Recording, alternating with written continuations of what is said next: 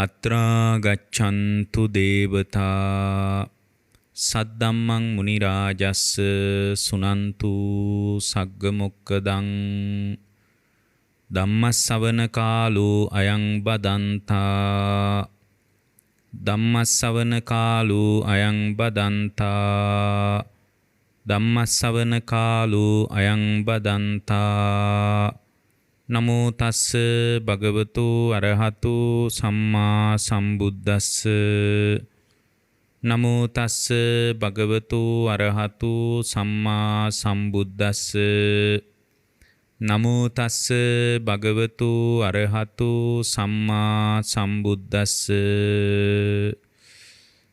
ඒ අපගේ ශාස්ත්‍රු සම්මා සම්බුදුරජාණන් වහන්සේට අප හැම දිනාගේම নমස්කාරය වේවා.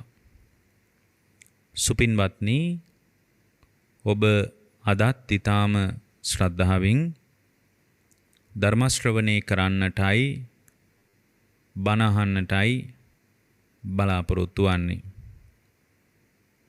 අද මේ උතුම් දේශනාවේ දායකත්වය ඊටාම ශ්‍රද්ධාවෙන් ගෙන කටයුතු කරන්නේ බම්බලපිටියේ පදිංචි තිලක් පොන්සේකා මැතිතුමන්, ඩේති පොන්සේකා මැතිනිය ප්‍රදාන පින්නතුන්. එයත් අද දෙවන දේශනාවේ හැටියට මේ සතිපට්ඨානය හුරු කරන ශ්‍රාවකයන්ට උදව්වක් විදියට ඒකායන මාර්ගයේ වෙච්ච මේ සතිපට්ඨානය කොහොමද ධර්ම මාර්ගයට එන නැවුම් ශ්‍රාවකයෙකුට, අලුත් ශ්‍රාවකයෙකුට, අලුතෙන් අවතීර්ණය වන කෙනෙකුට කොහොමද යාගේ හිත තුල සතර සතිපට්ඨානෙ වඩා ගන්නේ, කොහොමද වඩන්නේ කියන එක පිළිබඳ මේ දේශනාව තුලින් දේශනා කීපයක් හැටියට මේ සතිපට්ඨානයට අදාළව සිද්ධ කරන්නට තිලක් පොන්සේකා මැතිතුමනුත් ඩේති පොන්සේකා මැතිනියත් බලාපොරොත්තු වෙනවා. හි දෙවන දේශනාවයි අද දේශනාව. අපි මීට පෙර දේශනාවේදී කායානුපස්සනාව සහ කායානුපස්සනාවේ භාවනා ක්‍රම පිළිබඳ අපි දේශනා කළා. දැන් අද දේශනාව වේදනානුපස්සනාව සම්බන්ධවයි. ඇත්තටම වේදනානුපස්සනාවේ ගැඹුරු විග්‍රහයක්ත් තියෙනවා මේකෙම. නමුත් ඒකට වඩා දැන් මේ ප්‍රායෝගිකව මේ සෝතාපන්න වෙන ශ්‍රාවකයෙකුට සෝවාන් වෙනවා නම් කොහොමද වේදනානුපස්සනාව වඩන්නේ? වේදනානුපස්සනාව ධර්ම මාර්ගයට ආපු කෙනෙකුට මේක අතාරින්න නැතුව අනේ ඕවා ගැඹුරුයි, ඔය වගේ ගැඹුරු ඒවා අපිට හරියන්නේ නැහැ, ඔය අපිට හරියන්නේ සරල බණක්, මොකක් හරි කමක් නැහැ, මේ සරල දේශනාවක් අපිට කෙරෙනවා නම් අපිට ඒ දේශනාවත් එක්ක නම් දායාද වෙන්න පුළුවන්. නමුත් ඕවැනි ගැඹුරු දේශනාවකට අපිට යන්න අමාරුයි වගේ හිතෙන කෙනෙකුට මේ සතිපට්ඨාන සූත්‍රයේ වේදනානුපස්සනාව කොහොමද වඩා ගන්නේ කියන එක පිළිබඳව අද දේශනාවෙන් අපි ඊටාම පැහැදිලිව සරලව දේශනා කරන්න බලාපොරොත්තු වෙනවා, පුළුවන් හැටියට. තමන්ට තේරෙන හැටියට අපි මේ දේශනාවෙන් දේශනා කරනවා. ඇත්තටම මේ සතර සතිපට්ඨානය තමයි ධර්ම මාර්ගයේ ඒකායන මාර්ගය. සතර සතිපට්ඨානෙ වඩන්න නැතුව සෝතාපන්න වෙනවා කියනවා නම් ඒක වෙන්න බෑ. වේදනානුපස්සනාව වඩන්නේ නැතුව සෝවාන් වෙනවා කියනවා නම් ඒක කවදාවත් වෙන්න බැරි දෙයක්. චිත්තානුපස්සනාව වඩන්නේ නැතුව මේ ධර්ම මාර්ගයේ ස්ථාවර වෙනවා කියනවා නම් ඒක වෙන්න බෑ. එhmenan අපිට තේරෙනවා මේ සතර සතිපට්ඨානෙම තමයි ඒකායන මාර්ගය. මොකද මේ සතර සතිපට්ඨානෙ වැඩෙනකොට සප්ත බොජ්ජංග ධර්මත් සම්පූර්ණ වෙනවා. අපි මේකේ අවසාන දේශනාවේ මේ පිළිබඳවත් යම් අදහසක් මතු කරන්නම්. නමුත් අද ඒකට අපි කලබල වෙන්න අවශ්‍ය නැහැ. මොකද අද අපේ දේශනාවේ මාතෘකාවම වේදනානුපස්සනාව. එතකොට මේ වේදනානුපස්සනාව ඔහේ ඕනෑවට එපාවට වැඩුවාට සෝවාන් වෙනවා කියලා එකක් නැහැ. වේදනානුපස්සනාව වඩන්න ඕන සීලයේ මත පිහිටා. සීලයේ මත පිහිටයි මේක කරන්න ඕනේ. එහෙනම් අපි පළවෙනියෙන්ම පියවර විදියට සීලයකින් ශක්තිමත් වෙන එකයි වැදගත්. එතකොට සීලයකින් ශක්තිමත් වුණු ශ්‍රාවකයා ඊට පස්සේ තමයි සීලයක් මත පිහිටා තමයි සතර සතිපට්ඨානෙ දියුණු කරන්න ඕන. එතකොට තමයි යා ප්‍රඥාව සම්පූර්ණ කරගන්නේ. නැත්තම් මේ ප්‍රඥාව සම්පූර්ණ කරගන්නවා කියන එක බුදුරජාණන් වහන්සේගේ ශ්‍රාවකයෙකුට සැබෑවටම අත්දකින්න පුළුවන් තත්වයක් නෙමෙයි.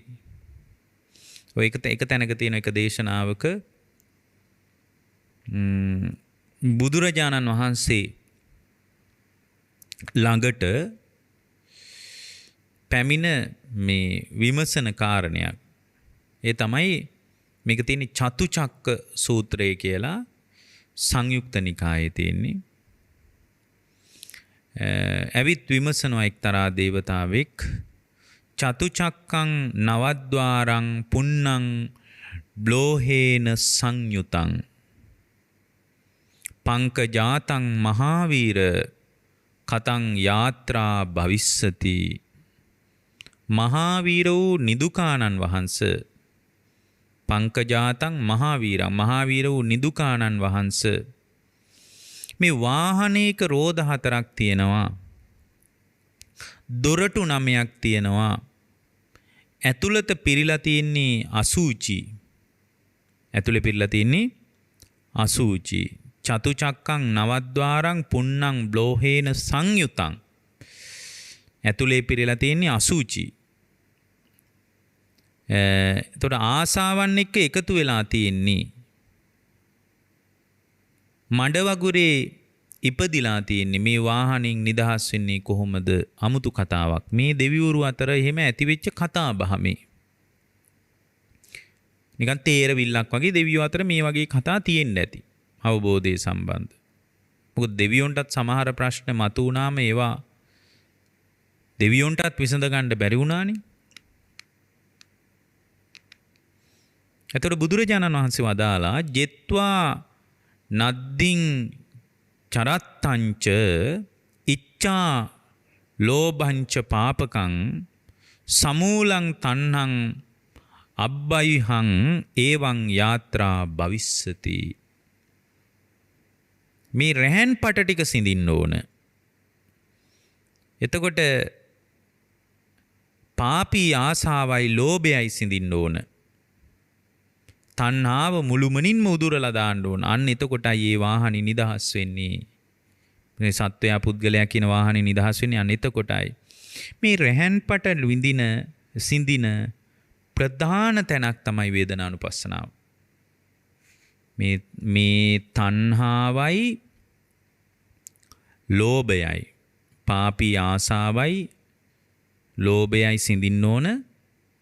තණ්හාව මුළුමනින්ම උදුරලා දාන්න ඕන. ඒතර තණ්හාව මුළුමනින්ම උදුරලා දැම්මට පස්සේ තමයි මේ යාත්‍රාවෙන් නිදහස් වෙන්නේ. ඒවං යාත්‍රා භවිස්සති. මේ යාත්‍රාවෙන් සම්පූර්ණ නිදහස් වුණොත් මේකේ අවදානමක් තියෙනවා. මේකේ නිදහස් වෙන බොහෝම වැදගත් පර්යායක් තමයි වේදනානුපස්සනාව. ඒතර වේදනානුපස්සනාව වඩන්න පළවෙනියෙන්ම හොඳට සීලයක ශක්තිමත් වීම ඊටාම වැදගත් දෙයක්. බොහෝම ලස්සන දේශනාවක් තියෙනවා සාල සූත්‍රය කියලා. ඒ සාල සූත්‍රයේ බුදුරජාණන් වහන්සේ මතක් කරනවා මේ වේදනානුපස්සනාව තුළ ආදුනිකයෙක් කොහොමද වේදනාව ගැන දකින්නේ? ඒ වගේම සේක පුද්ගලයෙක් කොහොමද වේදනාව දකින්නේ? රහතන් වහන්සේ නමක් කොහොමද මේ වේදනානුපස්සනාව වැඩිම තුළ උන්වහන්සේගේ දැක්ම කෙබඳු එකක්ද කියලා. මේක තියෙන සාල සූත්‍රය. කියන්නේ වේදනානුපස්සනාව වඩ아가න යන එකේ මේ ස්තර කීපයක් තියෙන්නේ පින්වත්නි. බුදුරජාණන් වහන්සේ මතක් කරනවා මේ ආදුනික කෙනෙක් වේදනානුපස්සනාව වඩනකොට යාට මේ යථාර්ථයට අදාළ මූලික දැනුම තමයි එකතු වෙන්නේ. ආදුනිකයෙක් වේදනානුපස්සනාව වඩනකොට ධර්ම මාර්ගයට එන්න කැමති කෙනෙක්, ධර්ම මාර්ගයට ආපු කෙනෙක්, වැඩි ධර්ම මාර්ගය තුල පරිණත නොවුණු කෙනෙක් වේදනානුපස්සනාව වඩනකොට ඒ වේදනානුපස්සනාව තුල පින්වත්නි මූලික, ඒ කියන්නේ යථාර්ථයට අදාළ මූලික දැනුම හම්බ වෙනවා. කියන්නේ මේ වේදනාව Tamanගේ වසඟේ තියන්න බෑ. මේ වේදනාව ඇති වෙලා නැති වෙලා යන එකක් කියන අර වේදනානුපස්සනාවට අයිති මූලික දැනුම එකතු වෙනවා. ඊළඟට සේක පුද්ගලයෙක් වේදනානුපස්සනාව වඩනකොට ඒ සේක පුද්ගලයා වේදනාව පිරිසිඳ දැක ගන්නවා.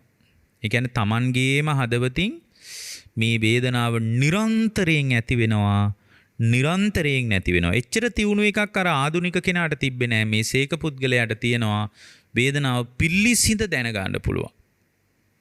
ඇති වෙන නැති වෙන වේදනාව පිළිසිඳ දැන ගන්න පුළුවන්. එතකොට රහතන් වහන්සේ නමක් වේදනාව කියන වේදනානුපස්සනාව තුල දායාද වුණාට පස්සේ උන්වහන්සේ වේදනාව සම්බන්ධ කටයුතු කරන්නේ වේදනාවේ ඇලෙන්නේ, බැඳෙන්නේ, ගැට ගැහෙන්නේ නැතුව වේදනාවෙන් වෙන්ව වාසය කරනවා. අන්න රහතන් වහන්සේගේ ස්වභාවය. දැන් මේ වේදනාව එහෙමනම් වේදනාව අත්දැකීමේ නානත්වයක් තියෙන්නේ.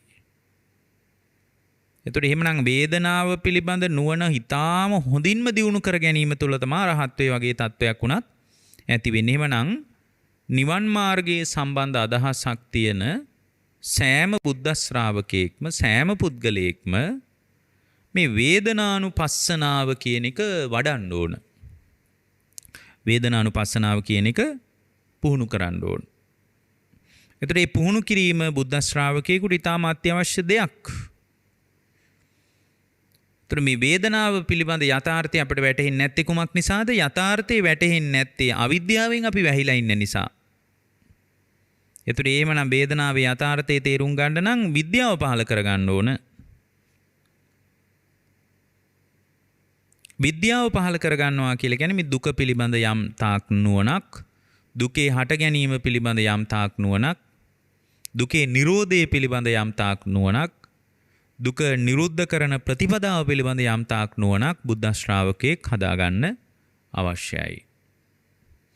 එතකොට මේ අවශ්‍යතාවයට අනුව ඒ දැක්ම හදාගත්තට පස්සේ පින්වත්නි, ඒ පුද්ගලයාට සම්පූර්ණයෙන්ම වේදනාව පිළිබඳ වේදනාව අනුපස්සනාවක් විදියට පුහුණු කරන්න පුළුවන්. දැන් ඔබ දන්නවා වේදනාව සම්බන්ධ දියුණු කර වේදනානුපස්සනාව ඉදිරියට වඩාගෙන යනවා නම් බුදුරජාණන් වහන්සේ අපට වේදනාව පිළිබඳ දකින්න කිව්වේ කොහොමද?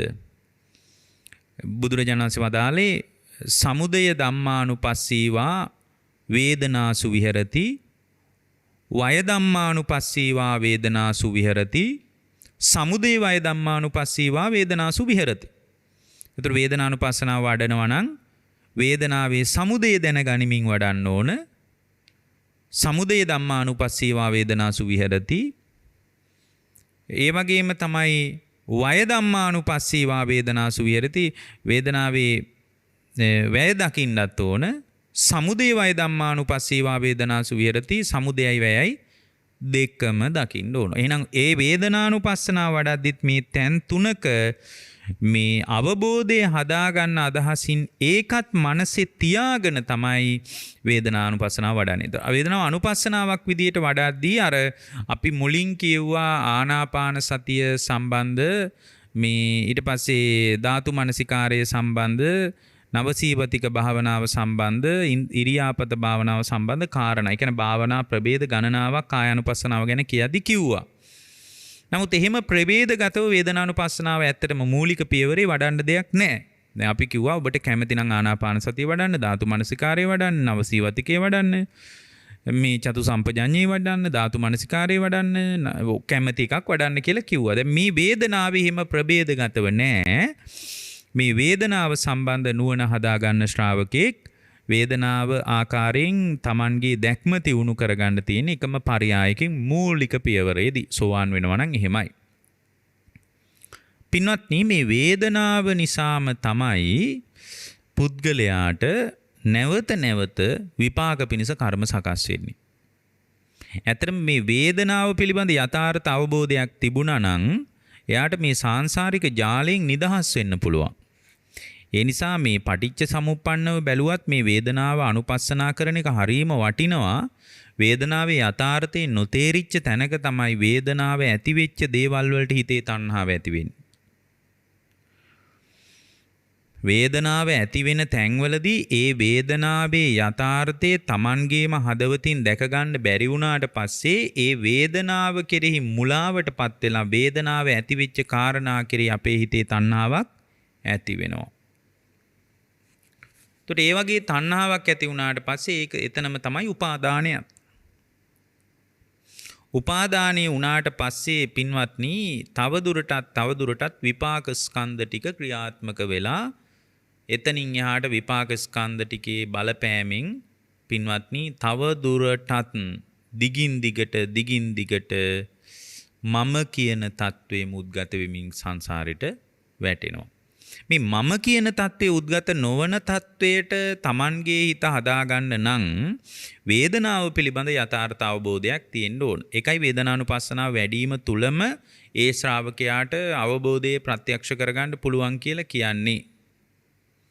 දැන් පින්වත්නි මලක් ගත්තොත් නාමලක් හරි අරලිය මලක් හරි සමන් පිච්ච මලක් හරි ගත්තොත් පින්වත්නි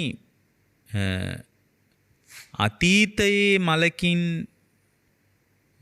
දැන් මල සුවඳවත් වුණා කියලා දෙයක් නැහැ. ඒ වගේම දැන් මලින් මේ මල මුල් කරගෙන ඇති වෙන තවත් මලකට සුවඳ ගියා කියලා එකකුත් නැහැ. දැන් ඔබ දැකලා ඇති අර දහස් පෙතිය මල් තියෙනවා. එතකොට දැන් මල් පෙති තියෙනවා, මල් රේණු තියෙනවා. ඒතර මල් පෙති රේණු තියෙනකොට ඒවා හැදෙනකොට ඒවා හැදෙන එක නිසාම සුවඳකුත් ඇති වෙනව නේද? ඇති වෙනවා. ඒතර මම කියන හැඟීමත් හරියට මලේ සුවඳ වගේ. මම කියන හැඟීම හරියට මලේ සුවඳ වගේ. මොකද මල් පෙති හැදුන නිසා, රේණු හැදුණු නිසා මලේ සුවඳ තියෙනවා. ඒතර හරියට මලේ සුවඳ වගේ තමයි මම කියන හැඟීම පින්වත්නි. එතකොට එතනින් පස්සේ පින්වත්නි මම කියන ස්වභාවය පදනම් කරගෙන දැන් වේදනාව කියන ස්වභාවය නිසාම ඒ වේදනාව කියන එක මේ ධර්මතාවයක්. හරියට මලේ රේණු හැදුනහම පෙති හැදුනහම මලේ සුවඳ ඇති වෙනවා කියන එක ධර්මතාවයක්. අමුතුවෙන් සුවඳ ඇති වෙන්න කරන්න ඕන දෙයක් නැහැ. අවුල තියෙන්නේ මලේ සුවඳ නෙමෙයි. මල පරවෙන එකත් නෙමෙයි අවුල තියෙන්නේ. මල පර වුණාට පස්සේ ඒ මලේ මල් පෙති ටික වැටෙනකොට, රේණු ටික වැටෙනකොට ඒ මල ඇතුලේ හැදිච්ච බීජත් පොළොවට වැටෙනවා. ඒ බීජ පොළොවට වැටුණාට පස්සේ පින්වත්නි නැවතත් විපාක හරියට මේ අර මම කියන ස්වභාවයේ හරියට මලේ සුවඳ වගේ ඊට පස්සේ ඒ ඇතිවෙච්ච ක්‍රියාවලිය පදනම් කරගෙන තව දුරටත් විපාක ස්කන්ධ ටිකක් ඇති වෙලා මම කියන එක, මම කියන ස්වභාවය, මම කියන తත්වය නැවත සාංශාරික ජාලයට එකතු වෙනවා. ඕක තමයි සාමාන්‍ය ක්‍රියාවලියක සිද්ධ වෙන්නේ. එතකොට දැන් මල හැදුනහම මල හැදෙන එකත් නෙමෙයි අවුල, පරවෙන එකත් නෙමෙයි අවුල. මල රේණු සහිතව, සුවඳ සහිතව, පෙති සහිතව මල හැදුනා කියන එක නිසාම මලේ බීජත් හැදෙනවා. මලේ බීජ හැදුනාම අර පෙති ටික පර වෙනකොට, රේණු ටික හැලෙනකොට නැවතත් දහස් පෙතිය මල් ගස් හැදෙනවා. එතකොට දහස් පෙතිය මල් ගස් හැදුනාන් පස්සේ ඒ මල් ගස් වල නැවත මල් හැදෙනවා. ඒ විදියටම රේණු හැදෙනවා. ඒ විදියටම පෙති හැදෙනවා. ඒ විදියටම බීජ හැදෙනවා. ඒ විදියටම සුවඳත් හැදෙනවා. පින්වත්නි අතීතේ අර මල මේ මල සුවඳ කළා නෙමෙයි. මේ මලේ සුවඳ තවත් මලකට ගියත් නෙමෙයි. මල් හැදුන නිසා, පෙති හැදුණු නිසා, රේණු හැදිච්ච නිසා සුවඳ හැදෙනවා. අන්න ඒ විදියට මේ භව ගමනම අපිට දැක ගන්න පුළුවන් වුණොත් මේ තමන් තුළ ඇතිවෙන වේදනාව පදනම් කරගෙන විඳීම නිසා විඳීමේ යථාර්ථය නොදන්නා තැනක ඒ කියන්නේ වේදනාවේ නෙමෙයි අවුල තියෙන්නේ. විඳින එක ප්‍රශ්නයක් නෑ. වේදනාව කියන එක අර්බුදයක් නෙමෙයි. එතකොට මේ වේදනාව කියන එක නෙමෙයි අවුල. වේදනාව පිළිබඳ අපි තුල පවතින මුලාවයි අවුල. ඒකනේ අර සාල සූත්‍රයේ අපි මුලින්ම කිව්වේ මොකද්ද? ආධුනික කෙනෙක් වේදනානුපස්සනාව වඩනකොට යාට යථාර්ථයට අදාළ මූලික දැනුමයි එන්නේ. ඒක වේදනාවේ ඇතිවීම නැතිවීම ගැඹුරින් දකින්න නුවණක් නෙමෙයි. හැබැයි සීක පුද්ගලික වේදනානුපස්සනාව වඩනකොට යාට තේරෙනවා වේදනාවේ පිරිසිඳ දැක්ම මෙයයි. වේදනාව කියන්නේ මෙයයි. විටක සැප වේදනාද දුක් වේදනාම අදුක්කම සුඛ වේදනාද ඇති වෙනව නැති වෙනව ඇති වෙනව නැති වෙනව මේක හොත්තට දකින්නවා සීක පුද්ගලයා. හැබැයි රහතන් වහන්සේ වේදනාව ඇලින්නේ හෝ බැඳින්නේ හෝ ගැටෙන්නේ හෝ නැතුව වේදනාවෙන් වෙන්ව වාසය කරනවා. ඒතර වේදනාවෙන් වෙන්ව වාසය කරනවා. දැන් සාමාන්‍ය කෙනෙක් වේදනාව කියන එක මේ චන්දරාගෙන් තෙත් කරනවා. දැන් සාමාන්‍ය කෙනෙක් කරන්නේ ඒ විදියටයි. එතකොට චන්දරාගෙන් තෙත් කරනකොට පින්වත්නි මේ චන්දරාගෙන් තෙත් කරන්න වේදනාව නිසා නැවත විපාක ස්කන්ධයන් සකස් වෙනවා. විපාක ස්කන්ධයන් සකස් වෙනවා. ඒ එහෙමනම් භවගාමී සාංශාරික ජාලයට වේදනාවෙන් පුදුම තල්ලුවක් හම්බ වෙනවා. වේදනාවේ යථාර්ථ අවබෝධය තුළ තවදුරටත් විපාක ස්කන්ධයක් හැදෙන්නේ නැති විදියට ඉවර කරලා දාන්න පුළුවන්. අන්නේ ඉවර කරලා දාන විදියයි අපි මේ පැහැදිලි කරන්නේ. ඔබට මතක ඇති මීට පෙළ කායානුපස්සනාව සම්බන්ධ සතිපට්ඨාන සූත්‍රය ඇසුරින් දේශනා කරපු දේශනාවේ අපි මතක් කළා. බුදුරජාණන් වහන්සේ මතක් කරනවා මහණෙනි මම සතිපට්ඨානයත් ඔබට කියන්නම්. සතිපට්ඨාන භාවනාව කියන්නේ මොකක්ද කියලාත් කියන්නම්. සතිපට්ඨාන භාවනාගාමිනී පටිපදාවත් දේශනා කරන්නම් කියලායි පටන් ගන්න. එතකොට එහෙමනම් මෙතන අපි වේදනානුපස්සනාව කියලා කියන්නේ කුමක්ද කියලා අපි පළවෙනියෙන් දැනගන්න ඕන. එතකොට වේදනානුපස්සනාව කියන්නේ ආතාපි සම්පජානෝ සතිමා විනේය ලෝකේ අ비ජ්ජා දෝමනස්සං. එතකොට වේදනානුපස්සනාව වඩනවා කියන්නේ ඔන්න ඔය ටික. වේදනානුපස්සනාව කියන්නේ අනුපස්සනා කරනවා විඳින වේදනාවට විඳින වේදනාව කෙරෙහි ආතාපි කෙලෙස් තවන වීරියෙන් සම්පජානෝ නුවණින් ඕකම තමයි අපි කායනුපස්සනාවටත් කිව්වේ මේ මෙතනටත් ඒක අදාළයි. ඊට පස්සේ සම්පජානෝ නුවණ හදාගෙන සතිමා සිහිය හදාගෙන විනීය ලෝකේ අ비ජ්ජා දෝමනසම් මේ ලෝකයේ කෙරෙහි අවිද්‍යාවක් හෝ දොම්නසක් හදාගන්න නැතුව අවිජ්ජා දෝමනස්සං මේ ලෝකය කෙරෙහි අවිද්‍යාවක් දෝමනස්සයක් හදාගන්නේ නැතුව මේක වඩාගෙන ඉස්සරහට යනවා. යනකොට අවිජ්ජා දෝමනස්ස මොකක්වත් ඇති වෙන්නේ නැහැ. ඒ වේදනාවේ යථාර්ථය දැනගත්තේ තැනක පටිගේකුත් නැහැ, රාගේකුත් නැහැ. නිකම්ම වේදනාව හටගෙන නිරුද්ධ වෙන දෙයක් විදියටයි ඒ ශ්‍රාවකයා අවබෝධ කරගන්නේ. එhmenan අපි තියුණු අවබෝධයක් හදාගන්න ඕන මේ වේදනාව කියන්නේ හටගෙන නිරුද්ධ වෙන එකක් කියලා. ඒක නිකම්ම ඇති වෙන්නේ නැහැ. මේකට වේදනානුපස්සනාව වඩන්න ඕන. වේදනානුපස්සනාව වඩන විදිය අපි පස්සේ කියලා දෙන්න. ඊළඟට පින්වත්නි හොඳට මතක තියාගන්න දැන් වේදනානුපස්සනාව වඩනවා කියන්නේ කොහොමද? දැන් මේ වේදනාවේ යථාර්ථය තමයි වේදනාව ඇති වෙච්ච තැනක වේදනාව පදනම් කරගෙන ඒ විඳීම මුල් කරගෙන ඒ විඳීම තුල එයා අන්ධ වුණොත් එහෙම සිතින් කයින් වචනෙන් කර්ම සකස් කරනවා. කර්ම සකස් වුණොත් නැවත විපාක ස්කන්ධයක් හදනවා. ඒ කියන්නේ එහෙමනම් සාංශාරික ජාලයට යනවා. දැන් මේ වේදනාව මුල් කරගෙන කර්ම සකස් නොවන විදියට හිත හදාගන්නයි දැන් තියෙන්නේ.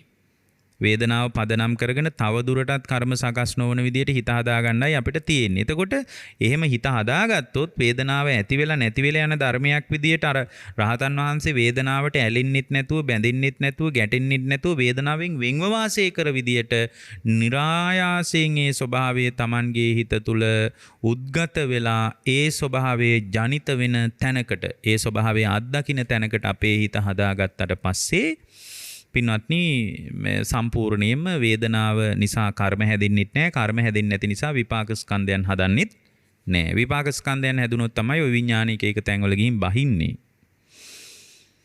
එතකොට සාමාන්‍ය ලෝකයේ කෙනෙකුට මොකද්ද වේදනාව සම්බන්ධව තියෙන අදහස? සාමාන්‍ය ලෝකයේ කෙනෙක් හිතන්නේ මම විඳිනවා. ඔන්න සාමාන්‍ය කෙනෙක් හිතන වේදනාව පිළිබඳ මේ වේදනානුපස්සනාව වඩන විදිය ගැනයි මේ කියන්නේ. අනිත් එක තමයි වේදනානුපස්සනාව සම්පූර්ණයෙන්ම නිරෝධගාමිනී ප්‍රතිපදා විදියට භාගතුන් වහන්සේ පෙන්වන්නේ ආර්ය අෂ්ටාංගික මාර්ගය. ඒතර ආර්ය අෂ්ටාංගික මාර්ගයේ පිහිටන් නැතුව වේදනානුපස්සනාව වඩන්න බෑ. ඒකයි අපි මුලින් පටන් ගත්ත තැනම කිව්වේ සීලයෙන් ශක්තිමත් වෙන්න ඕන කියලා. සම්මා සංකල්ප, සම්මා වාචා, සම්මා කම්මන්ත, සම්මා ආජීව වතියෙන් ඕන. ඒවා තිබුණාට පස්සේ පින්වත්නි සම්මා වායාමයෙන් අනුග්‍රහය හදාගෙන සම්මා සතිය තුල පිහිටවාගෙන මේ වේදනාව පිළිබඳ යථාර්ථ අවබෝධයට අදාළ විදියට භාවනාව පුහුණු කරන්නයි තියෙන්නේ. ඒතර සාමාන්‍ය ලෝකයේ කෙනෙකුට වේදනාව සම්බන්ධ තියෙන අදහස අවිද්‍යාව සහගතයි. මොකද සාමාන්‍ය ලෝකයේ කෙනෙක් හිතාගෙන ඉන්නේ මම වේදනාව විඳිනවා, මම සැප විඳිනවා, මම දුක් විඳිනවා. එතකොට සාමාන්‍ය ලෝකයේ කෙනෙක් වේදනාව තුළ ආත්ම සංඥාවක් පවත්වනවා. මොකද්ද පවත්වන්නේ? සාමාන්‍ය ලෝකයේ කෙනෙක් වේදනාව තුළ ආත්ම සංඥාවක් පවත්වනවා. ඒතර අපි මේ වේදනානුපස්සනාව වඩන්නේ සාමාන්‍ය ලෝකයේ කෙනෙක් වගේ මේ තුළ ආත්ම සංඥාවක් පවත්වන්නේ නැතුව වේදනාවෙන් නිදහස් වීම පිණිසයි බුද්ධ ශ්‍රාවකයෙක් මෙබඳු භාවනාවක් මෙබඳු කර්මස්ථානයක් පුහුණු කිරීමට අවශ්‍ය වෙන්නේ. එතකොට මෙතන දැන් වේදනාව කියලා මේ වේදනානුපස්සනාවේ කතා කරන්නේ කුමක් සම්බන්ධවද? වේදනාවේ මොනවද ප්‍රභේද කියලා අපි දැනගන්න ඕන. දැන් සාමාන්‍ය ලෝකයේ කෙනෙක් වේදනාව කියලා කතා කරන්නේ පින්වත්නි හිත රිදෙන දේවල් වලට. මට හරි වේදනාවක් ඇති වුණේ කියනවා. කවුරුවත් කියනවද මට හරි සැප වේදනාවක් ඇති වුණේ කියලා කියන්නේ නෑ. එහෙමනම් සාමාන්‍ය ලෝකයේ වේදනාව අල්ලන තියෙන්නේ භාගයයිනේ. පොඩ්ඩයි අල්ලගෙන තියෙන්නේ. ඇයි? මිනිස්සු වේදනාව කියලා කියන්නේ හිත රිදෙන තැන්වලදී, හිත පෑරෙන තැන්වලදී මගේ හිත හරියට රිදුනා. මගේ හිතේ හරි වේදනාවක් ඇති වුණා. ඒතර මේ වේදනාව කියලා සාමාන්‍ය ලෝකයේ කෙනෙක් කතා කරන්නේ දුක්ඛ පැත්ත. අපගාමී පැත්ත. දුම්නස පැත්තේ අත්දැකීමක් තමයි සාමාන්‍ය ලෝකේ වේදනාව කියලා කතා කරන්නේ. කවුරු හරි කියනවාද මට පුදුම සැප වේදනාවක් අද ඇති වුණේ? එහෙම කියලා කියන්නේ.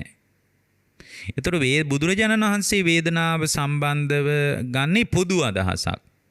මොනවද වේදනාව? බුද්ධ ශ්‍රාවකයා දැනගන්න ඕන. වේදනාව ආකාර 3යි. මොනවද? ඔන්න වේදනානුපස්සනාව වඩන කෙනාගේ මූලික පදනමේ දැනුම. සැප වේදනා, දුක් වේදනා, අදුක්කම සුඛ වේදනා. ඔච්චරයි වේදනාව. සුඛ වේදනාව දැනගන්න ඕන. දුක් වේදනාව දැනගන්න ඕන. අදුක්කම සුඛ වේදනාව කියන එක දැනගන්න ඕන. එතකොට ওই වේදනා 3 විතරක් දැනගත්තට බෑ. මේ වේදනාව ඇති වෙන්නේ කුමක් නිසාද කියලා දැනගන්න ඕන. පින්වත්නි වේදනාව ඇති වෙන්නේ කුමක් නිසාද? වේදනාව ඇති වෙන්නේ ස්පර්ශය නිසා. මොකක් නිසාද? ස්පර්ශය නිසා. එතකොට වේදනාව ඇති වෙන්නේ ස්පර්ශය නිසා. ඒ නිසා ඒකට පටිච්ච සමුප්පාදේ කියනවා බොහොම ලස්සන වචනයක්. මොකද්ද? පටිච්ච සමුප්පාදේ කියනවා වේදනා පච්චයා තණ්හා. මහණෙනි වේදනාව නිසා තණ්හාව උපදිනවා. ඊට පස්සේ අනිත් පැත්තට කියනවා වේදනාව ඇති වෙන්නේ කුමක් නිසාද? පස්ස පච්චයා වේදනා. ස්පර්ශය නිසායි වේදනාව ඇති වෙන්නේ. පස්ස පච්චයා සුඛ වේදනා, පස්ස පච්චයා දුක්ඛ වේදනා, පස්ස පච්චයා අදුක්ඛම සුඛ වේදනා. එහෙමනම් දැන් බුද්ධ ශ්‍රාවකයා දන ගන්නවා වේදනා 3යි. මොනවද? සැප වේදනාව, දුක් වේදනාව, අදුක්කම සුඛ වේදනාව. මේ අදුක්කම සුඛ වේදනාව කියන එකම තමයි උපේක්ෂා වේදනාව කියලත් කියන්නේ. ඒතර අපි කතා කරන වේදනාව කියන්නේ එක පැත්තකට විතරයි. ඒ කියන්නේ දුක් වේදනාවට විතරයි. නමුත් බුදුරජාණන් වහන්සේ ඒ බඳු අදහසකින් නෙමෙයි වේදනාව අපට විස්තර කරලා වදාළේ. බුදුරජාණන් වහන්සේ අපට වදාළේ සැප වේදනාවටත් දුක් වේදනාවටත් අදුක්කම සුඛ වේදනාවටත් කියන සියලුම වේදනා එකතු කරලා උන්වහන්සේ වේදනා කියන පර්යායෙන් කතා කළා. එතකොට මේ වේදනාව ඇති වෙන්නේ කුමක් නිසාද පින්වත්නි කියලාත් බුද්ධ ශ්‍රාවකයා දැනගන්න ඕන. වේදනාව ඇති වෙන්නේ කුමක් නිසාද? ස්පර්ශය නිසා. ස්පර්ශය කියන්නේ කාරණා තුනක එකතුව කියලා දැන් මේ පින්නතුන් දන්නවා අපිම දේශනාව ඕන තරම් කරලා තියෙනවා. ස්පර්ශය කියන්නේ මොකද්ද? කාරණා තුනක එකතුවක්. ඇසයි රූපයයි ඇහි විඥානයයි තුන එකතු වෙනවා. කනයි ශබ්දයයි කනේ විඥානයයි තුන එකතු වෙනවා. නාසයයි ගඳ සුවඳයි ගාන විඥානයයි තුන එකතු වෙනවා. දිවයි රසයයි જીවහා විඥානයයි තුන එකතු වෙනවා. කයයි පහසයි කාය විඥානයයි තුන එකතු වෙනවා. මනසයි අරමුණුයි මනෝ විඥානයයි තුන එකතු වෙනවා. ඒ තුන එකතු වෙන එකට කියනවා තින්නං සංගති පස්සෝ. ඔය තුන එකතු වීමට කියනවා ස්පර්ශය. ස්පර්ශය. ඊට පස්සේ කියනවා පස්ස පච්චයා වේදනා. ස්පර්ශයේ නිසයි විඳීම් ඇති වෙන්නේ. දැන් බලන්න කොච්චර දැක්ම පිරිසුදු වෙනවද? ස්පර්ශයේ නිසා වේදනා ඇති වෙනවා කියනකොට එහෙමනම් මේ දුක් වේදනාව දෙයියන්ට බාර දෙන්නේ නැහැ. දුක් වේදනා හිමීට දෙවියන්ට හේතු කරලා අත් දෙක පියදා ගන්න බෑ. ඇයි? වේදනාව කියන එක හේතුන් නිසා හටගත් ඵල ධර්මයක්. කුමක්ද හේතුව? ස්පර්ශයයි හේතුව. පස්සපච්චය වේදනා. එතකොට තව පැත්තකින් යා දැනගන්න ඕනේ එහෙනම් වේදනාවේ නිරුද්ධ වීම කියන්නේ මොකද්ද? පස්ස නිරෝධෝ වේදනා නිරෝධා. ස්පර්ශයේ නිරුද්ධ වෙනකොට වේදනාව නිරුද්ධ වෙනවා කියන එක ගැනත් නුවණක් තියෙන්න ඕන. එතකොට ඊට පස්සේ යා දැනගන්න ඕන වේදනාව ගැන දැනගන්න ඕන දේවල් ටිකයි මම මේ කියන්නේ. වේදනාව ගැන දැනගන්න ඕන වේදනාව සුඛ වේදනාව හෝ දුක්ඛ වේදනාව හෝ අදුක්ඛම සුඛ වේදනාව හෝ මේ වේදනා තුනම පින්වත්නි නිරන්තරයෙන්ම 6 පැත්තකින්ම ඇති වෙනවා. කී පැත්තකින් ඇති වෙනවද? 6 පැත්තකින් ඇති වෙනවා. මේ මම පුංචි දරුවෙකුට කියනවා වගේ මම මේ කියලා දෙන්නේ. මොකද මේ දේශනා මාලාව සිද්ධ කරන ඒ ඇත්තන්ගේ අරමුණම මේක අලුතෙන් අවතීර්ණ වෙන කෙනෙකුට උදව් වෙන වේදනානුපස්සනාව. ඒතර වේදනාව 6 පැත්තකින් ඇති වෙනවා. වේදනාව 3යි තමයි. සැප වේදනා, දුක් වේදනා, අදුක්ඛම සුඛ වේදනා කියලා 3යි තමයි. හැබැයි මේ 3 6 පැත්තකින්ම ඇති වෙනවා. කොහොමද? චක්කු සම්පස්සජා වේදනා. ඇසහරහත් සුඛ වේදනාද, දුක්ඛ වේදනාද, අදුක්ඛම සුඛ වේදනාද ඇති වෙනවා. රූප දකින්නකොට සමහර ඒවා දැක්කම සැප වේදනා ඇති වෙනවා. සමහර රූප දැක්කාම දුක් වේදනා ඇති වෙනවා. සමහර රූප දැක්කාම අදුක්ඛම සුඛ වේදනා විශේෂ අදහසක් නෑ. මධ්‍යස්ථ විඳීම් ජනිත වෙනවා. දැක්ක තැනම අතහැරිලා යනවා. හැබැයි දැන් රහතන් වහන්සේගේ ස්වභාවය වගේ එකක් නෙමෙයි ඒක. ඒක වැරදි විදිහට අල්ලන්න එපා. ඒතර කනහරහත් සෝත සම්පස්සජා වේදනා. කනහරහත් වේදනා තුනක් ඇති වෙනවා. මොනවද? කනහරහා සුඛ වේදනා ජනිත වෙනවා. දුක්ඛ වේදනා ජනිත වෙනවා. අදුක්ඛම සුඛ වේදනා ජනිත වෙනවා. එහෙනම් කනහරහත් වේදනා තුනක් උද්ගත වෙනවා. මේ විදියට පින්වත්නි ඇස හරහාද, කන හරහාද, නාසය හරහාද, දිව හරහාද, කය හරහාද, මනස හරහාද වේදනා නිරතුරුවම හට ගන්නවා. නිරන්තරයෙන්ම හට ගන්නවා. එතකොට එහෙමනම් වේදනාව තුනයි තමයි. ඒ වේදනා තුන 6 පැත්තකින් තුන ගානේ ඇති වෙනවා. එතකොට කීයද? 18 ආකාරයි. 6 පැත්තකින්ම ඇති වෙනවා. හැබැයි මේ කාරණේ පිළිබඳ යම් නුවණක් බුද්ධ ශ්‍රාවකයෙකුට තියෙන්න පුළුවන්. වේදනානුපස්සනාව වඩනවා නම් එයා දැනගන්න ඕන ලෝකේ වේදනා වර්ග ප්‍රධාන දෙකයි. මොනවද ප්‍රධාන දෙක? සාමිස වේදනා, නිරාමිස වේදනා. වේදනා වර්ග දෙකයි. එකක් සාමිස වේදනාව, එක නිරාමිස වේදනාව. එතකොට මේ වේදනානුපස්සනාව වඩන ශ්‍රාවකයාගේ චින්තනය බුදුරජාණන් වහන්සේ පැහැදිලි කරනවා.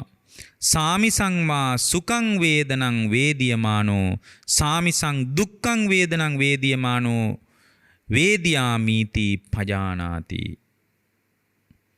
බුදුරජාණන් වහන්සේ වදාලා මේ මහණෙනි සාමිස වූ සුඛ වේදනා තියෙනවා. සාමිස වූ දුක් වේදනා තියෙනවා. සාමිස වූ දුක් වේදනාවක් ඇති වෙනකොට දුක් වේදනාවක් ඇති වෙන බව පළවෙනියෙන් දැනගන්න ඕන ධම්මා මේ වේදනානුපස්සනාව වඩන ශ්‍රාවකයා. එතකොට සාමිස දුක් සැප උපේක්ෂා වේදනා කියන්නේ මොනවද? ඒ සාමිස දුක් සැප උපේක්ෂා වේදනා ඇති වෙන්නේ පංචකාම අරමුණු මුල් කරගෙනයි. පංචකාම අරමුණු මුල් කරගෙනයි. ඇසහරහා රූප දකිනකොට ඒ රූපය කෙරෙහි පින්වත්නි පුදුම තරමින් අපිට සාමිස චක්කු සම්පස්සජා වේදනා හට ගන්නවා. පුදුම තරමින් හට ගන්නවා. එතකොට සාමිස චක්කු සම්පස්සජා වේදනා ඇසහරහා අපිට ඕන තරම් හට ගන්නවද නැද්ද? හට ගන්නවා. එහෙමනම් එවැනි ස්වභාවයක් අපි තුල උද්ගත වෙනවා. ඒ උද්ගත වෙන ස්වභාවයේ පළවෙනියෙන්ම බුදුරජාණන් වහන්සේ කිව්වා දැක ගන්න කියලා. ධම්මානුපස්සනාව වඩනවනම් සාමිසං මා සුඛං වේදනං වේදියමානෝ සාමිසං මා දුක්ඛං වේදනං වේදියමානෝ වේද්‍යාමීති පජානාති. සාමිස වූ දුක් වේදනාවක් ඇති වෙනවා නම් දුක් වේදනාවක් ඇති වෙන බව දැනගන්න කිව්වා. සාමිස වූ සුඛ වේදනාවක් ඇති වෙනවා නම් ඒ සුඛ වේදනාවක් ඇති වුණ බව දැනගන්න කිව්වා. ඒ ඇති වෙන බව දැන ගැනීමම තමයි පින්වත්නි ඒ ඔස්සේ ඇති වෙන කුසල් සිත. දැනගන්න එකම කුසල් සිතක්. එතකොට ඒක තමයි සාමිස වේදනා. සාමිස වශයෙන් සැප වේදනා දුක් වේදනාක් ඇති වෙන්න පුළුවන්. ඒ වගේම බුද්ධ ශ්‍රාවකයා වේදනානුපස්සනාව වඩනවා නම් දැනගන්න ඕන සාමිස සුඛ වේදනාව තුල අපේ අභ්‍යන්තරය තුල අනුසයක් පෝෂණය වෙනවා. මොකද්ද පෝෂණය වෙන්නේ? සාමිස සුඛ වේදනාව තුල අපේ හිත තුල රාගානුසය පෝෂණය වෙනවා. සාමිස දුක් වේදනාව තුල අපේ හිත තුල පින්වත්නි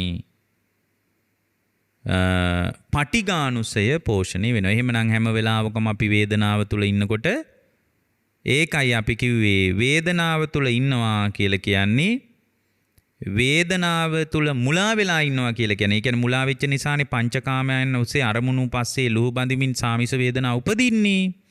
ඒ බඳු සාමිස වේදනා උපදිනවා නම් ඒ උපදිනකොට පින්වත්නි රාගානුසය හෝ පටිඝානුසය හැදුනොත් ඒ හැදිච්ච තැනක කර්මය හැදෙනවා. කර්මය හැදුනොත් විපාක ස්කන්ධයන් හැදෙනවා.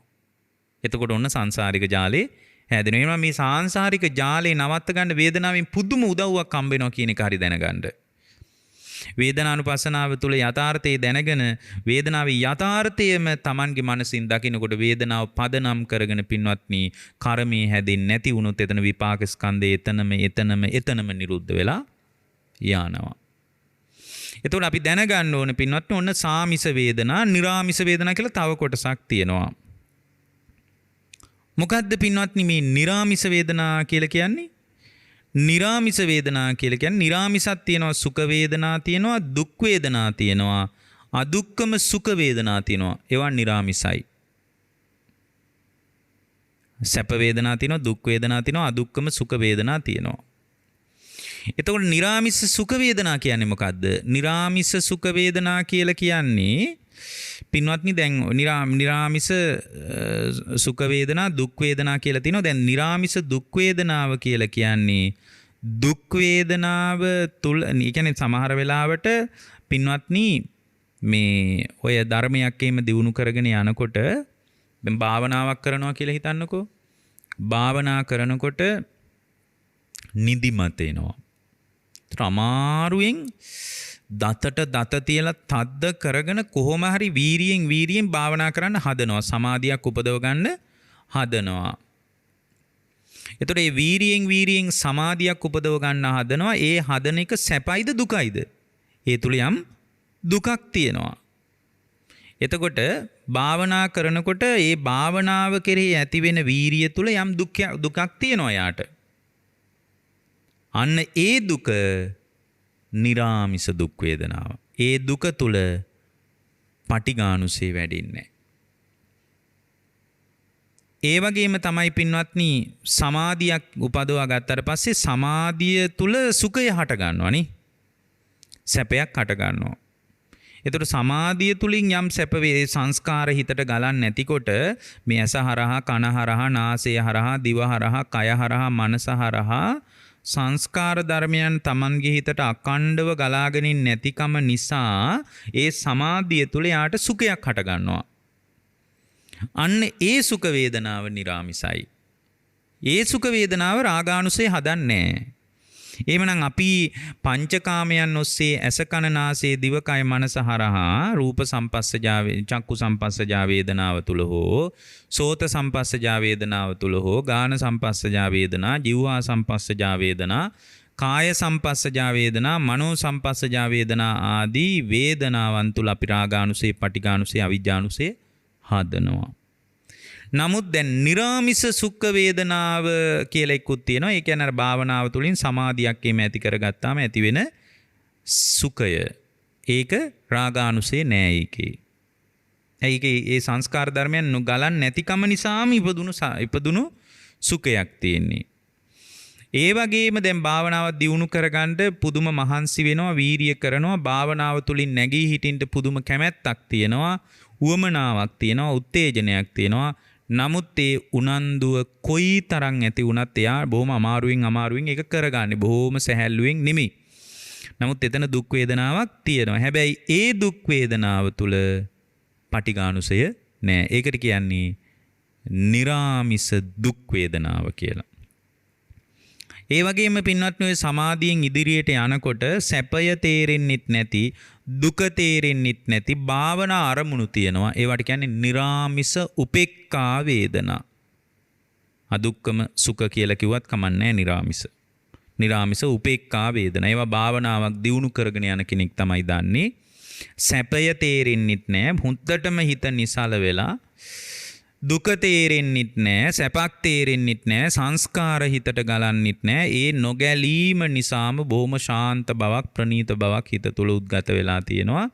ඒ උද්ගත වෙච්ච තත්වයක් මොකක්වත් දැනෙන්නේ නැතුව යනවා. දැන් සැපයක් තේරෙන්නේ නැහැ, දුක තේරෙන්නේ නැහැ. භාවනා අරමුණ තුල විතරක් තින්නවා. ඒවට කියන්නේ නිරාමිස උපේක්ඛා වේදනා කියලා. ඔන්න ඔය වේදනා 6 දැනගන්න ඕන.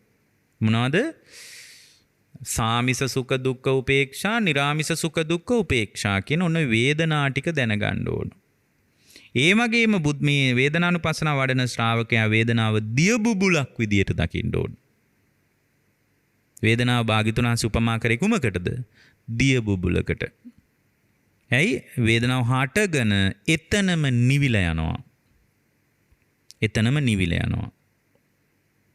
ඒතර මේවා නිරෝධ ධර්ම විදියට දකිනවා නම් හටගෙන නිරුද්ධ වී යන ස්වභාවය දකින්න ඕනේ. ඒ දකින්න නම් එයා පළවෙනියෙන් දැනගන්න වේදනාව දිය බුබුලක් වගේ. අපගේ භාගතුන් වහන්සේ වේදනාව උපමා කළේ දිය බුබුලකටයි කියලා දැනගන්න ඕන. ඒතර වේදනාව ගැන සිහිය පිහිටුවා ගත යුතු ආකාරය තුල සම්පූර්ණයෙන්ම පින්වත්නි මේ වේදනාව පිළිබඳ යථාර්ථ අවබෝධයට එනවා නම් අපි දැන් තේරුම් ගන්න ඕන මෙතනදී වේදනානුපස්සනාව පිළිබඳ යථාර්ථ අවබෝධය හදාගන්න වේදනානුපස්සනාව වඩන්නේ කොහොමද? වේදනාව දන්නවනේ වේදනාව ආකාර 6යි. සාමිස සුඛ දුක්ඛ උපේක්ෂා, නිරාමිස සුඛ දුක්ඛ උපේක්ෂා. ඊට ඉස්සෙල්ලා අපි කිව්වා වේදනාත් මේ සුඛ දුක්ඛ උපේක්ෂා කියන ඒවා ඇහැ හරහා කන හරහා නාසය හරහා දිව හරහා කය හරහා මනස හරහා ඇති වෙනවා. ඒ ඇති වෙලා නැති වෙලා යනවා. වේදනාව එතන මෙතනම ඇති වෙලා එතන මෙතනම නිරුද්ධ වෙලා යනවා. ඒතර වේදනානුපස්සනාව වඩනවා කියන්නේ කුමක්ද කියන එක පිළිබඳවත් මේ වේදනාව සම්බන්ධ බුදුරජාණන් වහන්සේගේ ශ්‍රාවකයෙක් විදිහට අපිට යථාර්ථවාදී නුවණක් තියෙන්න ඕන. ඇත්තටම වේදනානුපස්සනාව දැකලා තමයි වේදනානුපස්සනාව වඩලා තමයි මේ බුද්ධ ශාසනයේ පළවෙනි ශ්‍රාවකයා වෙච්ච සාරිපුත්ත මහරහතන් වහන්සේ අවබෝධයට පත් වෙලා තියෙන රහත් වෙලා තියෙන්නේ. සෝතාපන්න වුණා තමයි අර මුලින් බණ කියාපු බණපද දෙකක් අහලා උපතිස්ස විදිහට ඉන්න කාලේ අස්සජි මහරහතන් වහන්සේගෙන් බණපදයක් අහලා නමුත් රහත් වුණානේ. රහත් උනේ කොහෙදද? ගිජ්ජකූට පර්වතයේ බුදුරජාණන් වහන්සේ සූකර කතලෙනේ වැඩ හිටියා. ඒතකොට සාරිපුත්ත මහරහතන් වහන්සේ ඒ වෙනකොට රහත් වෙලා නැහැ උන්වහන්සේ. සාරිපුත්ත මහරහතන් වහන්සේ සූකර කතලෙනේදී බුදුරජාණන් වහන්සේට පවන් සලමින් වැඩ හිටියා. දීඝනක කියන පරිබ්‍රාජකයා බුදුරජාණන් වහන්සේ ළඟට ඇවිල්ලා වේදනාව ගැන ප්‍රශ්නයක් ඇහුවා. එතකොට වේදනාවේ අනිත්‍ය ගැන බුදුරජාණන් වහන්සේ ධර්මයේ දේශනා කළා. එතකොට වේදනාවේ අනිත්‍ය ගැන දේශනා කළේ බණ කාටද? දීඝනක පරිබ්‍රාජකයාට. කොහෙදිද? සූකර කතලෙනේදී. ගිජ්ජකූට පර්වතයේ මුදුනේ සූකර කතලෙනේදී දීඝනක බ්‍රාහ්මණයාට වේදනාවේ අනිත්‍ය ගැන බණ කියද්දී පින්වත්නි බණ අහගෙන හිටියේ පවන්සලමින් සාරිපුත්ත මහ රහතන් වහන්සේ. දේශනාව අවසන් වෙනකොට වේදනාවේ අනුපස්සනාව පවන් සලසලා සිහි කර කර අරහත්ත්වයටපත් උනේ. එතකොට දේශනාව ප්‍රතිඵල සහිතයි. දේශනාව ප්‍රතිඵල සහිතයි. උන්වහන්සේ අවබෝධය ප්‍රත්‍යක්ෂ කරගත්තා. එහෙමනම් මේ වේදනානුපස්සනාව තුළ යථාර්ථය තේරුම් ගත්තොත් නැවත කර්මයේ හදන්න නැතුව විපාක ස්කන්ධයන් සම්පූර්ණ නිවල දාන්න පුළුවන්. ඒතර වේදනානුපස්සනාව වඩනවා කියන්නේ කුමක්ද? පළවෙනි එක තමයි පින්වත්නි සාමිස වේදනාවත් නිරාමිස වේදනාවත් ඇති වෙනකොට ඇති වුණ බව දැනගන්න එක. ඒ වගේම තමයි වේදනාව කියන එක සමුදය වෙන විදිය දැනගන්න එක. මොකෙන්ද වේදනාව සමුදය වෙන්නේ? පස්ස සමුදයෝ වේදනා සමුදය. ස්පර්ශයේ ඇති වෙනකොට වේදනාව ඇති වෙනවා. පටිච්ච සමුප්පාදේ කියනවා පස්සපච්චය වේදනා කියලා.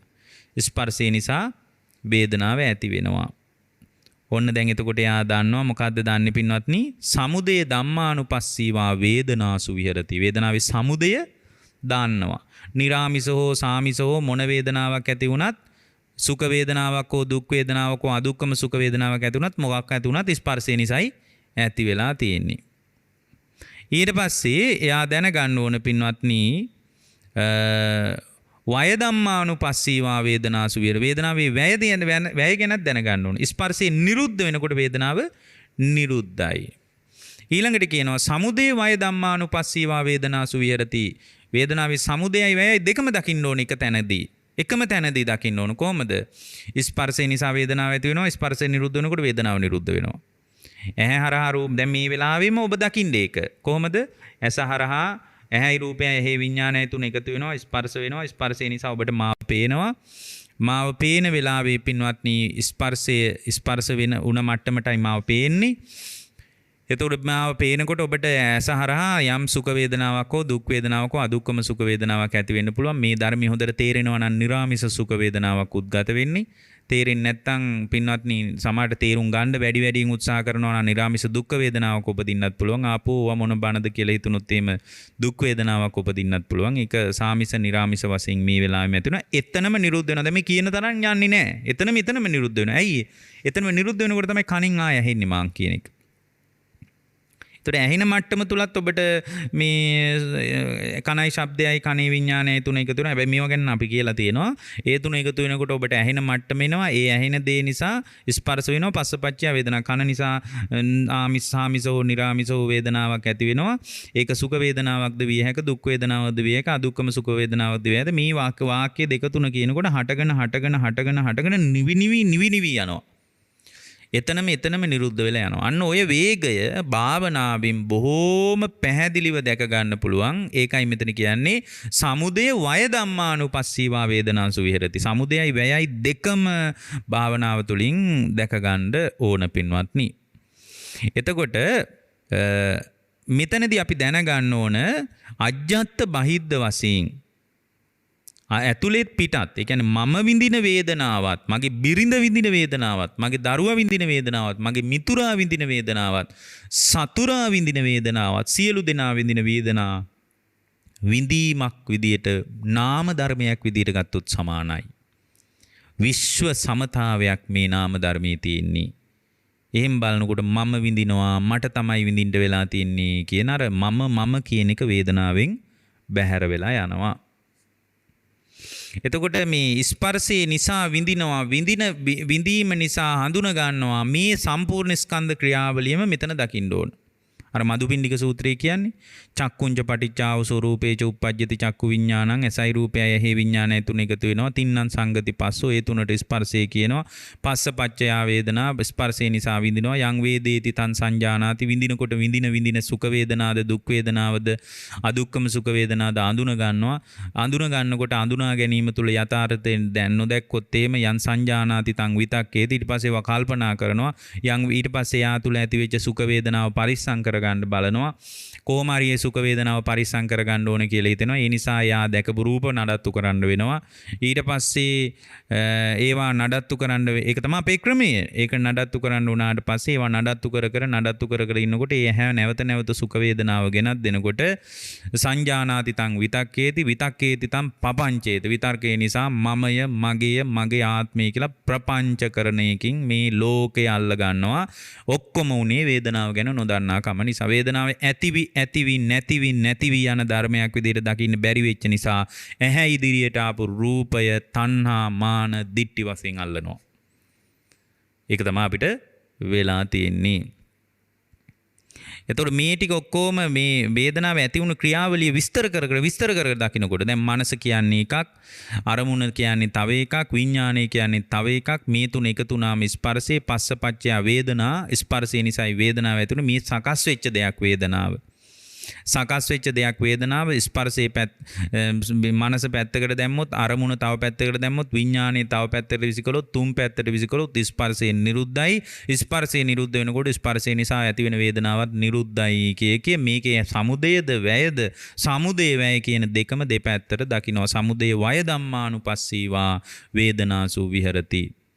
එතකොට වේදනාව සම්බන්ධ යථාර්ථය ඔන්න ඔයයි කියලා හොද්දට බණ අහලා මේක පුහුණු කරගන්නවා. ඊට පස්සේ භාවනාවක් විදියට කරනවා.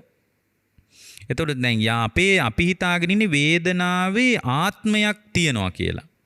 වේදනාව මම විඳිනවා, මටයි විඳින්න වෙලා තියෙන්නේ, මමයි මේ සැප විඳින්නේ, මමමයි දුක් විඳින්නේ කිය අර වේදනාව ආත්මීය ස්වභාවයෙන් අපි අල්ලනවා සාමාන්‍ය ලෝකේ. නමුත් වේදනාව ආත්මීය වශයෙන් අල්ලන්න දෙයක් නැහැ. ඇති වෙලා නැති වෙලා යනවා කියලා දකිනකොට එතනම පුළුවන් අර අපි මීට කලින් දේශනාවල කියලා දැන් සප්තානුපස්සනාව මෙතනට ඇඳගන්න. භාවනාවෙන් සප්තානුපස්සනාව වැඩුවොත් අනිත්‍ය වශයෙන් මේ වේදනාව අනිත්‍යයි නේද? සුඛ වේදනාව හෝ දුක් වේදනාව හෝ සාමිස හෝ නිරාමිස හෝ මොන වේදනාවක් වුණත් භාවනාව මෙතන ඉඳලා බය වෙන්න හොඳ නැහැ. භාවනාවෙන් ඇති වෙන්නේ නිරාමිස වේදනාව වුණත් ඇති වෙලා නැති වෙලා යන එක මේකෙත් ගණ්ඩ සාරයක් නැහැ. මේකත් ඇති වෙලා නැති වෙලා යනවා. භාවනාවෙන් නැගිට්ටාම මෛත්‍රී සමාධිය තුල ඇති වෙච්ච නිරාමිස සුඛ වේදනාවත් හමාරයි. ආය කවුරු හරි බැන්නොත් ඒකත් ඉවර වෙලා යනවා කියලා සාමිසද නිරාමිසද සුඛද දුක්ඛද අදුක්ඛමද මේ සියලු වේදනා චක්කු සම්පස්යෙන් හටගත්තද සෝත සම්පස්යෙන් හටගත්තද සියලු ආකාරයෙන් හටගත්ත වේදනා සියල්ලම අනිත්‍යයි කියලා දකිනවා. සියල්ලම අනිත්‍යයි. අනිත්‍ය නම් අනිත්‍ය වන වේදනාවක් ආත්මීය ස්වභාවයෙන් ග්‍රහණය කරගත්තොත් එතන දුක පවතිනවා කියලා දකින්න. ඇයි? මගේ වසඟේ තියාගන්න බෑනේ, වෙනස් වෙනවනේ. දුකයි නම් ඒක මගේ වසඟේ තියාගන්නම බෑ. තණ්හා මාන දිට්ඨි වශයෙන් අල්ලන්නත් බෑ. ආත්මීය ස්වභාවයෙන් හිස් දෙයක්. ආත්මීය ස්වභාවයෙන් හිස් දෙයක් විදියට දකින්න. අනාත්තානුපස්සනාව වඩනවා. ඊළඟට එහෙමනම් වේදනාව ගැන කලකිරෙන්න ඕන. මේ සැප වේදනාවම හොය ලෝකේ ලුහු බැන්දට මේ සැප වේදනාව හෝ දුක් වේදනාව අදුක්කම සුඛ වේදනාව පවත්වන්න බෑ. සැප වේදනාවම දුක් වේදනාවකින් කෙලවර වෙනවා. දුක් වේදනාව තුලම දුක පවතිනවා. අදුක්කම සුඛ වේදනාව විපරිණාමයට පත් වෙනකොට ආය දුක පවතිනවා. එහෙමනම් මේ සියලුම වේදනා දුකයි. දුක නිසා අනාත්මයි කියලා අනාත්තානුපස්සනාව වඩන. ඔන්න ඔය තුන වඩනකොටම සෝවාන් වෙන්න පුළුවන්. අනාත්තානුපස්සනාව වඩනකොට අනාත්තානුපස්සනාවෙනුත් යම් කිසි සැලකිය යුතු ආකාරයක ප්‍රායෝගික ප්‍රතිඵලයක් නැත්නම් එතන මේ ශ්‍රාවකයාට පුළුවන් නිබ්බිදානුපස්සනාව වඩන්න. කලකිරෙන්න ඕන වැඩක් නැහැ. මෙච්චර කල් මේ අගේ කරලා වර්ණනා කරලා කර හිටියන මේක කලකිරෙන්න ඕන දෙයක්. කලකිරෙන්න ඕන දෙයක්. ඒතර කලකිරෙන්න ඕන දෙයක් විදියට දැකලා ඊට පස්සේ ආ දකින්නවා විරාගානුපත. කලකිරෙන්න ඕන මේ නොඇලිය යුතු දෙයක්. සැප වේදනාවට, දුක් වේදනාවට, අදුක්කම සුඛ වේදනාවට, සාමිසෝ, නිරාමිසෝ කුමන වේදනාවකටවත් නොඇලිය යුතුයි. ඇලෙන්නේ නැහැ. නොඇලෙන්නම ඕන. ඇලුනොත් එimhe ඇලිච්ච තැන්වල හරියට අසුචි ගෑවුනා වගේ, ගෑවිච්ච තැන්වල ගඳ ගන්නවා වගේ ඇලිච්ච තැන්වල දුක පවතිනවා කියලා නිරෝධානුපස්සනාව වඩනවා. මේ විරාගානුපස්සනාව වඩනවා. ඊට පස්සේ මේ සියලු වේදනා එතනම නිරුද්ධ වෙලා යනවා. එතනම නිවිලා යනවා. නිවිලා ගිය නිසා තමයි ආයෙත් තව පැත්තකින් සුඛ වේදනාවක් හෝ දුක් වේදනාවක් හෝ අදුක්කම සුඛ වේදනාවක් ඇති වෙන්නේ. මිනිහෙක් හැම වෙලාවකම වේදනාව තුල වාසය කරන්නේ ඒකයි. රහතන් වහන්සේ නමක් මේ යථාර්ථය දැක්ක නිසා වේදනාවට ඇලෙන්නෙත් නැහැ, බැඳෙන්නෙත් නැහැ, ගැටෙන්නෙත් නැහැ, වෙන් වෙලා වාසය කරනවා. ඔන්න එතන නිරෝධානුපස්සනාව. පටිනිස්සග්ගානුපස්සනාව වඩනවා. මේ සියලු සාමිස වේදනාද, නිරාමිස වේදනාද, සුඛයද, පස්සද්ධියද භාවනාවෙන් ඇතන ඔක්කොම අතෑරලා දානවා කියලා සියල්ලම අතෑරලා දාලා පටිනිස්සග්ගානුපස්සනාව වඩනවා. එතකොට යා වේදනාවෙන් නිදහස්. දැන් එතන කර්මයක් හැදෙන්න විදියක් නැහැ. කර්මයක් හැදෙන්න නැති නිසා විපාක ස්කන්ධයන් හැදෙන්න විදිහක් නැහැ. එයා එතනම නිවිල යනවා. ඒ වගේම තමයි වේදනානුපස්සනාව වඩනකොට වඩාගෙන යන කෙනා අතීත වේදනාව සම්පූර්ණයෙන්ම ඇති වෙච්ච විදිය බලන්න ඕන. අතීතයේ ඇති වෙච්ච වේදනා ඇති වෙලා නැති වෙලා ගිය විදිය දකින්න ඕන. ඊට පස්සේ අනාගතයේ ඇති වෙන වේදනත් ඇති වෙලා නැති වෙලා යන විදිය දකින්න ඕන. වර්තමානයේ තුල ඇති වෙන වේදනත් ඇති වෙලා නැති වෙලා යන විදිය දකින්න ඕන. සාමිස හෝ නිරාමිස හෝ සියලු වේදනා අතීත අනාගත වර්තමාන කියන ත්‍රිකාලීන වේදනා සියල්ලම හටගෙන සියල්ලම නිරුද්ධ වී යනවා කියලා දකින්න ඕන. එතකොට ඒ වගේම තමයි අනාගතයටත් ওই විදිහටම දකිනවා.